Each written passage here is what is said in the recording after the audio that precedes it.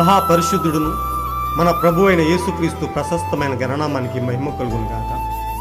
కుటుంబ బలిపీఠము అనే ఈ మంచి కార్యక్రమాన్ని ప్రతిరోజు యూకే గాస్పల్ స్ట్రీమింగ్స్ అనే మా యూట్యూబ్ ఛానల్ ద్వారా ఆడియో రూపంలో వీక్షిస్తున్న మీ అందరికీ ప్రభు అయిన యేసుక్రీస్తు ఉన్నతమైన గణనామం పేరిట శుభములు తెలియజేస్తున్నాను. ఇంకనూ వినండి, అనేక కుటుంబాలకు షేర్ చేయండి, దేవుని నుండి గొప్ప మేలులను పొందుకొనండి. ప్రభు కొరకు నా వంతు పనిలో మీ సహోదరుడు కె ఉదయ్ కుమార్. మోషేతో ముచ్చటించినది ఆ మేఘం, మోషేలో నివసించినది ఆ మేఘం. మోషేతో ముచ్చటించినది ఆ మేఘం, మోషేలో నివసించినది ఆ మేఘం. తన ప్రజల పక్షమున నిలిచినది, తన ప్రజల దాహమును తీర్చినది. తన ప్రజల పక్షమున నిలిచినది, తన ప్రజల దాహమును తీర్చినది. మేఘం మేఘం నాలో నింపెను స్తోత్రం, స్తోత్రం స్తోత్రం దేవానికే స్తోత్రం.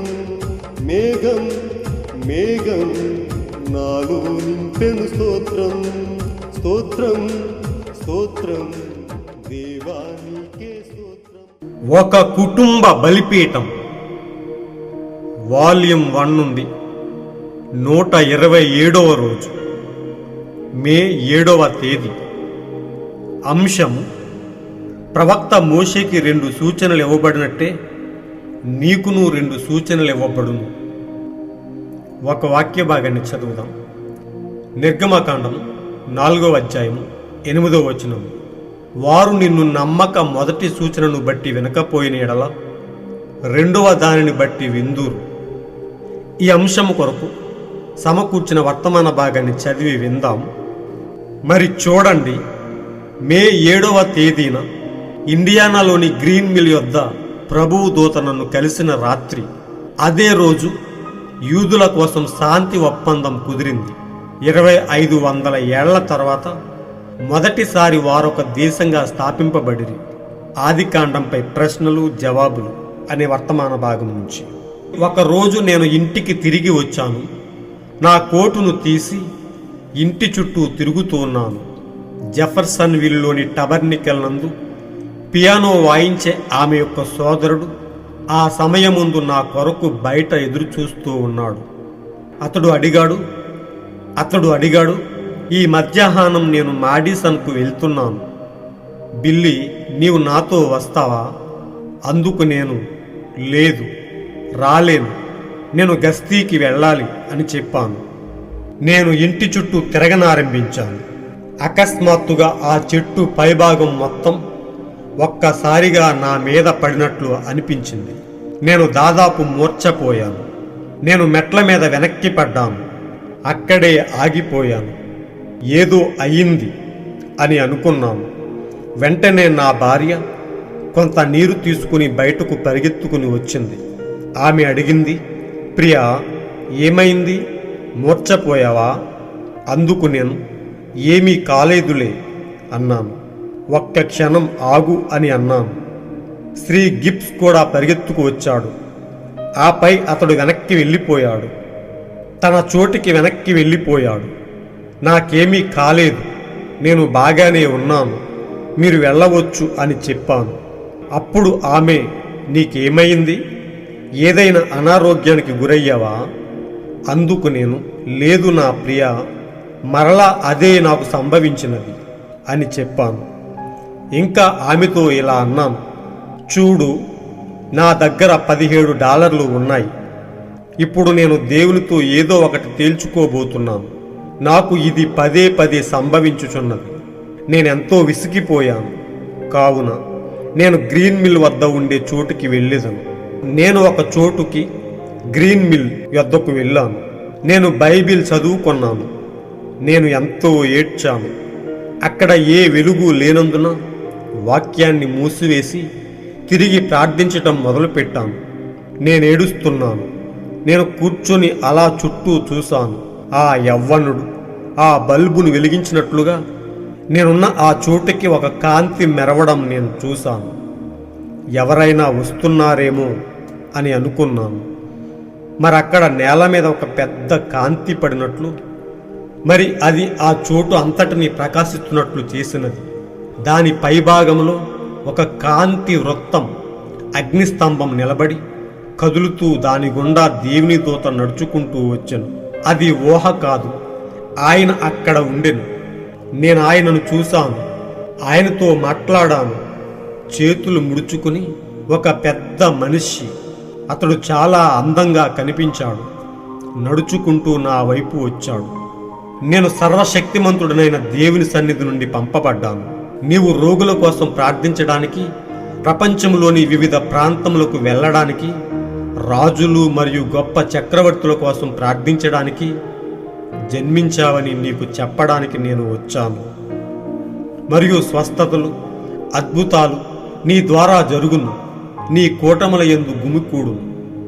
అది ఈ భూమిని తుడిచిపెట్టే ఒక ఉద్యమమునకు కారణమగును అని చెప్పాను.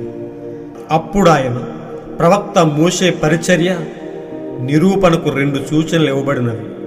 అతడు తన చేతిని రొమ్ము మీద పెట్టినప్పుడు అది కుష్టుగా మారడం, ఆపై అది తీసినప్పుడు అది స్వస్థపడటం.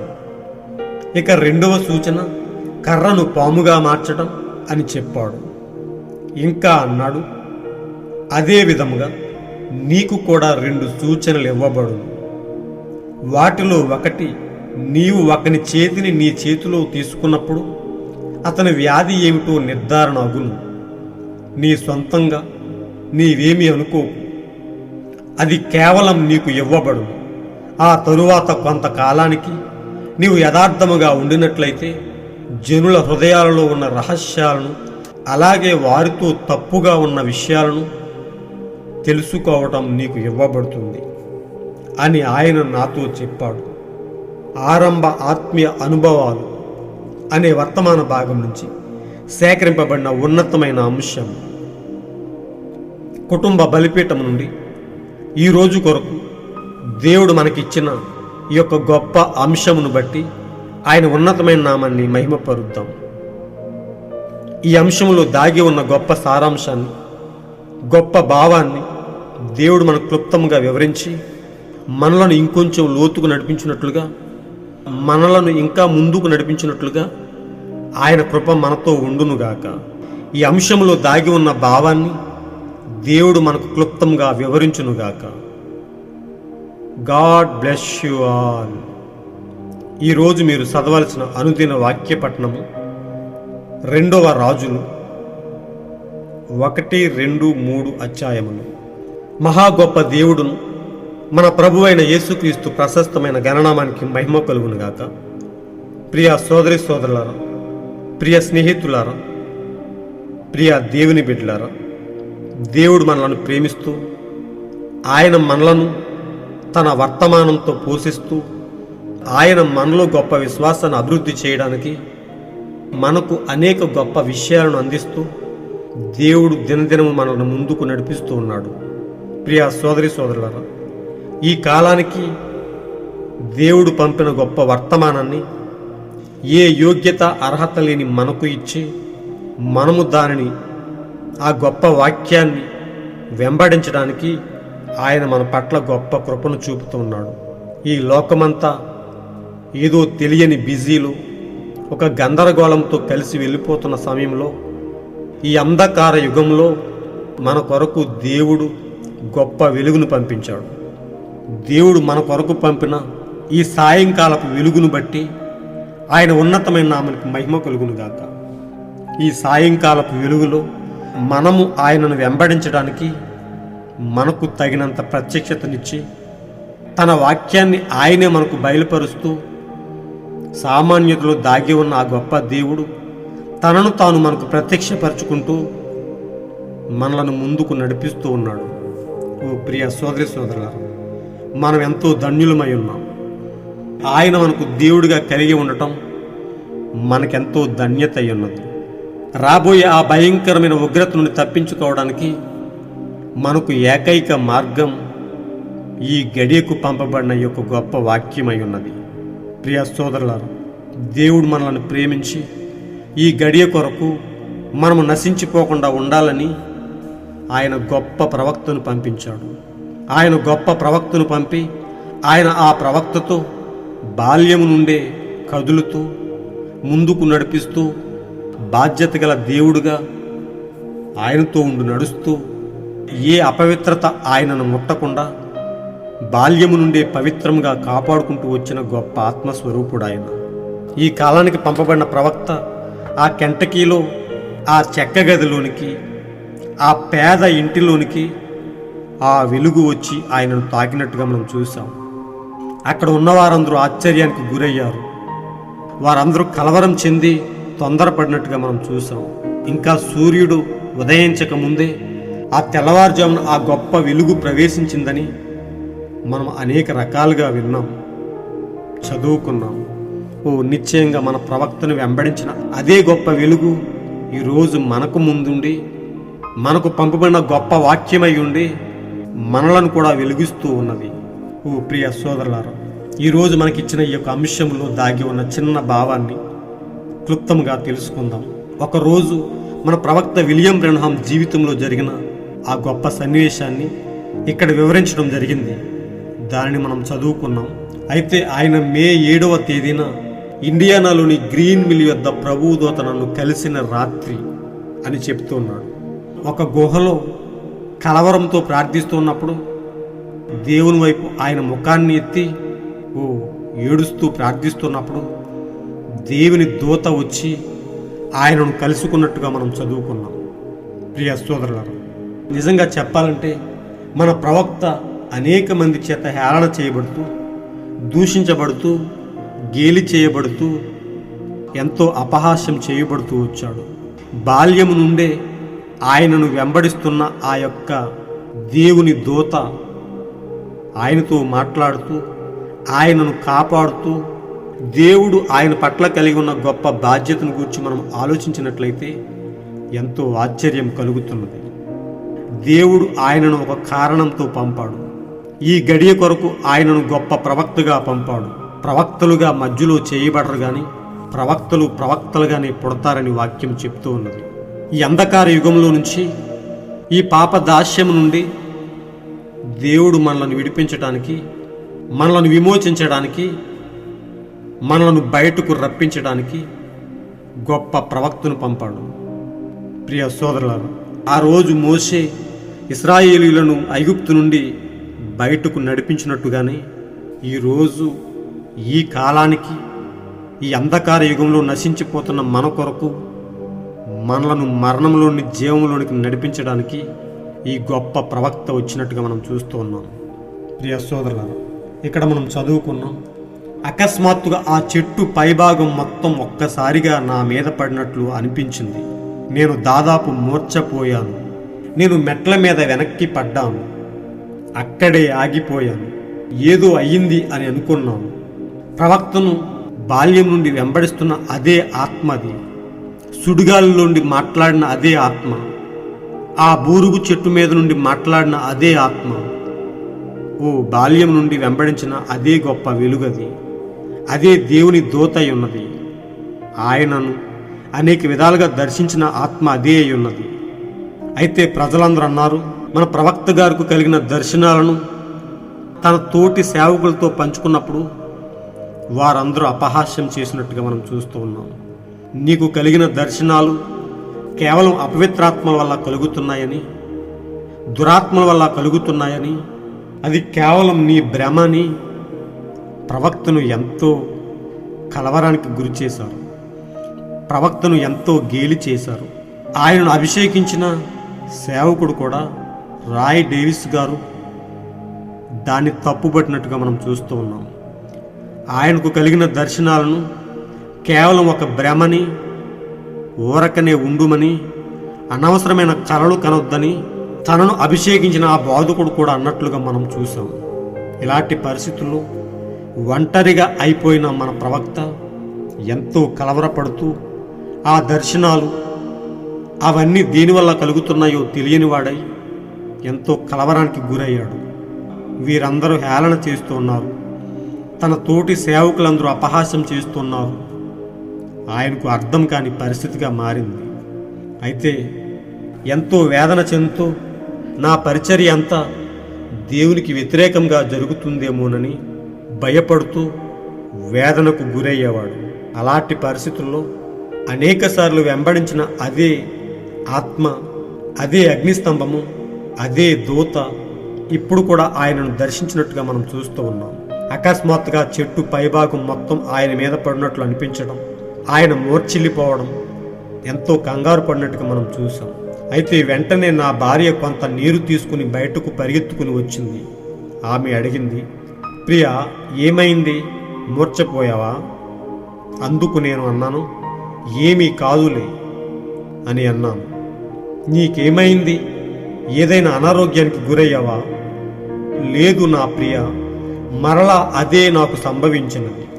ప్రతిసారి నన్ను వెంబడించిన అదే ఆత్మ, అదే సుడిగాలి మళ్ళీ నాకు సంభవించినది, మళ్ళీ నన్ను తాకినది, అదే నాకు సంభవించిందని చెప్తూ నా దగ్గర $17 ఉన్నాయి, నేను దేవునితో ఏదో ఒకటి తేల్చుకుని వస్తాను. నన్ను పదే పదే వెంబడిస్తూ నన్ను కలవరానికి గురి చేస్తున్న విషయాలను బట్టి నేను ఎంతో విసిగిపోయాను. నేను గ్రీన్ మిల్ వద్ద ఉండే ఆ చోటుకు, ఆ గుహలోనికి వెళ్ళి ప్రభుతో ఏదో ఒకటి తేల్చుకుని వస్తాను ప్రియా అని చెప్పి ఆయన బయలుదేరి వెళ్ళి ఆ గ్రీన్ మిల్ వద్ద ఉన్న గుహ దగ్గరికి వెళ్ళి ప్రభువుతో పోరాడినట్టుగా మనం చదువుకున్నాం. ఆయన అంటున్నాడు, నేను బైబిల్ చదువుకున్నాను, నేను ఎంతో ఏడ్చాను, అక్కడ ఏ వెలుతురు లేనందున వాక్యాన్ని మూసివేసి తిరిగి ప్రార్థించడం మొదలుపెట్టాను. నేను ఏడుస్తూ ఉన్నాను, నేను కూర్చొని అలా చుట్టూ చూశాను. అలాంటి టైంలో దేవుని దూత ఆయనను దర్శించినట్లుగా మనం చదువుకున్నాం. ఒక యవ్వనుడు ఆ చీకటిలో ఆ బల్బును వెలిగించినట్లుగా నేనున్న ఆ చోటుకి ఒక కాంతితో మెరుస్తూ రావడం నేను చూశానని ఆయన చెప్తూ ఉన్నాడు. ఎవరైనా వస్తున్నారేమో అనుకున్నాను. మరి అక్కడ నేల మీద ఒక పెద్ద కాంతి పడినట్లు, మరి అది ఆ చోటు అంతటిని ప్రకాశిస్తున్నట్లు చేసినది. దాని పైభాగంలో ఒక కాంతి వృత్తం అగ్నిస్తంభంలా నిలబడి కదులుతూ దాని గుండా దేవుని దూత నడుచుకుంటూ వచ్చాను. అది ఊహ కాదు, ఆయన అక్కడ ఉన్నాడు. నేను ఆయనను చూశాను, ఆయనతో మాట్లాడాను. చేతులు ముడుచుకొని ఒక పెద్ద మనిషి, అతడు చాలా అందంగా కనిపించాడు, నడుచుకుంటూ నా వైపు వచ్చాడు అని ప్రవక్త చెప్తూ ఉన్నాడు. నిజంగా ప్రియ సోదరులారా, ప్రవక్త కలవరపడిన దానికి, దేవునితో ఏదో ఒకటి తేల్చుకోవడానికి వెళ్ళిన ప్రవక్తకు ఒక జవాబు దొరుకుతున్నట్టుగా మనం చూస్తూ ఉన్నాం. ఆ వెలుగులో నుంచి ఆ దూత ఈ విధంగా మాట్లాడినది, నేను సర్వశక్తిమంతుడైన దేవుని సన్నిధి నుండి పంపబడ్డాను. నీవు రోగుల కోసం ప్రార్థించడానికి, ప్రపంచంలోని వివిధ ప్రాంతాలకు వెళ్ళడానికి, రాజులు మరియు గొప్ప చక్రవర్తుల కోసం ప్రార్థించడానికి జన్మించావని నీకు చెప్పడానికి నేను వచ్చాను. స్వస్థతలు, అద్భుతాలు నీ ద్వారా జరుగును. గొప్ప జనసమూహములు నీ కూటముల యందు గుమికూడు. అది ఈ భూమిని తుడిచిపెట్టే ఒక ఉద్యోగమునకు కారణమగును అని ఆ దూత చెప్పినట్టుగా మనం చూస్తూ ఉన్నాం. ఆ అరణ్యంలో ఆ మోషేను ఆ మండుచున్న పొదలో నుండి దేవుడు దర్శించిన రీతిగానే దేవుడు ఆయన పరిచర్య నిరూపణకు 2 సూచనలు ఇవ్వబడిన రీతిగానే మన ప్రవక్తకు కూడా ఆ దూత 2 సూచనలు ఇచ్చినట్టుగా మనం చూస్తూ ఉన్నాం.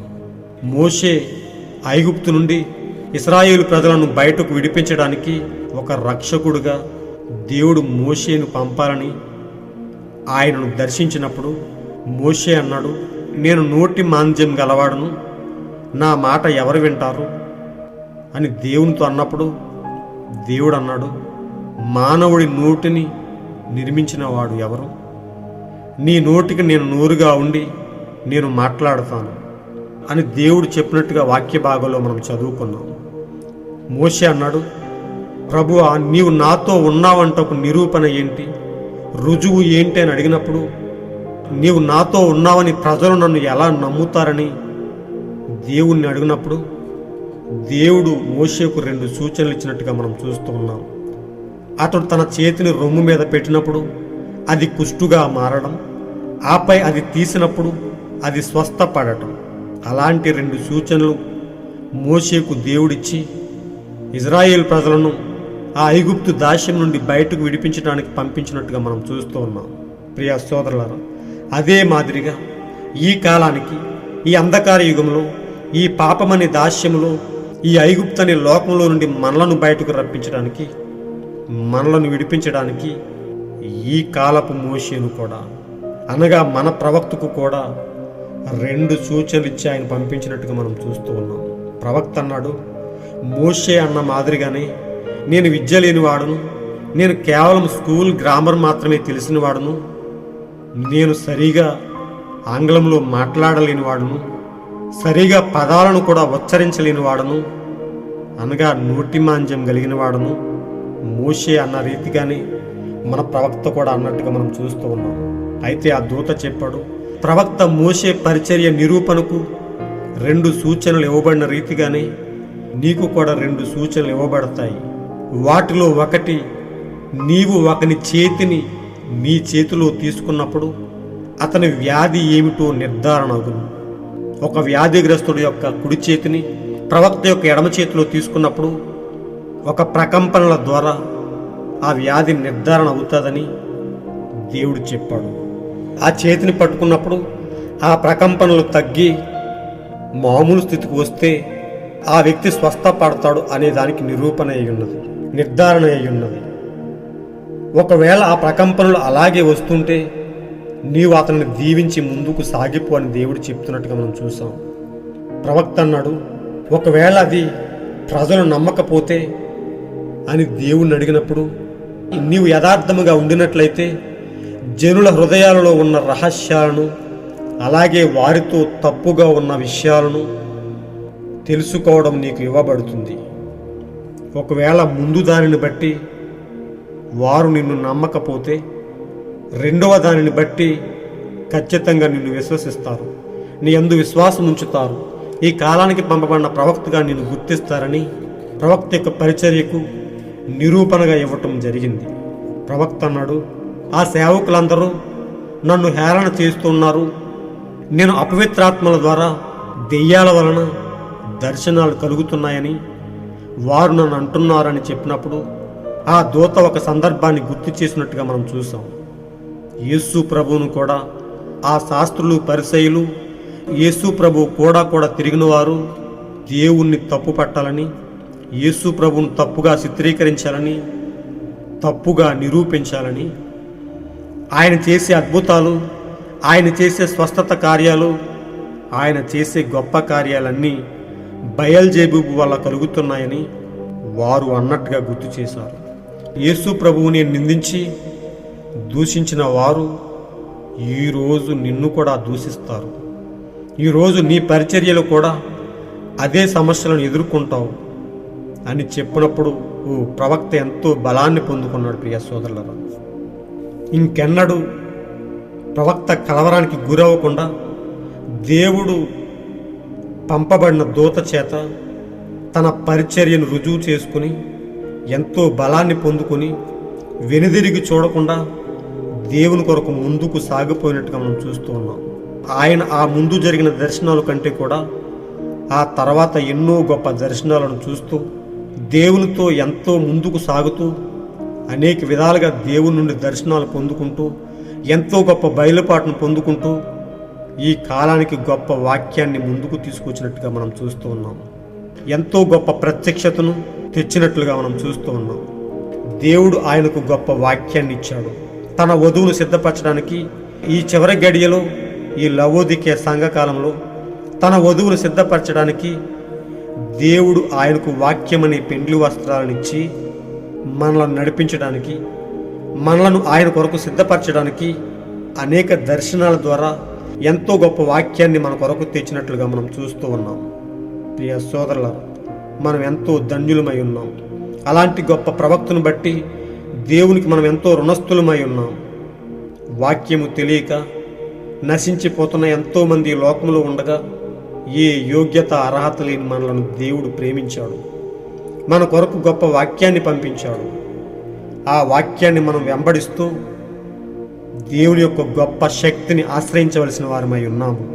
ప్రియ సోదరులారా, దేవుడు మన కొరకు పంపిన ఆ గొప్ప ప్రవక్త యొక్క పరిచర్య దేవుని చేత రుజువు చేయబడినది, దేవుని ఆత్మచేత నిర్ధారణ చేయబడినది. అలాంటి గొప్ప వాక్యము ఈరోజు మన చేతిలో ఉన్నది ప్రియ సోదరులారా. అలాంటి గొప్ప వాక్యాన్ని మనం వెంబడిస్తూ క్రీస్తు కొరకు యథార్థంగా సాగిపోదాం, ఎత్తబాటు వరకు స్థిరంగా జీవిందాం. ఒక దినాన్న మన ప్రభువుతో, మన ప్రియుడితో ఆ మధ్యాకాశానికి, ఆ పిండ్లి విందులోనికి కొనిపోబడదాం. అలాంటి గొప్ప కృపను దేవుడు మన పట్ల నిండుగా ఉంచునుగాక. God bless you all. మీరు విన్న ఈ అంశాన్ని అనేక మందికి షేర్ చేయండి. దేవుని సత్యాన్ని అనేక మందికి పంచి దేవుని ఉన్నతమైన రాజ్యానికి వారసులుగా తీర్చిదిద్దండి. దేవుని యొక్క గొప్ప శాంతి సమాధానం మీ కుటుంబాల్లో దేవుడు నిండుగా అనుగ్రహించునుగాక. షాలోమ్.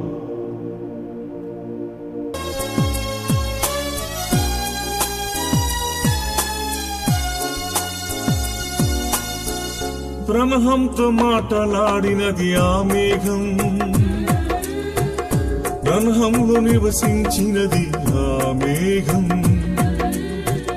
బ్రహ్మంతో మాటలాడినది ఆ మేఘం, బ్రహ్మంలో నివసించినది ఆ మేఘం. ఏడవ దూతగా పంపినది, తన చివరి వధువును చేరినది. ఏడవ దూతగా పంపినది, తన చివరి వధువును చేరినది. మేఘం మేఘం నాలో నింపెను స్తోత్రం, స్తోత్రం స్తోత్రం దేవా నీకే స్తోత్రం. ఒక మేఘం నన్ను ఆవరించింది, ఆ మేఘంలో ఒక స్వరం వినబడుతుంది. ఒక మేఘం నన్ను ఆవరించింది, ఆ మేఘంలో ఒక స్వరం వినబడుతుంది. దిగులు పడుకు, భయపడకు, నిన్ను కని ఉన్నాను. ఇసుకు చెందకు, వేసారకు నిన్ను విమోచించాను.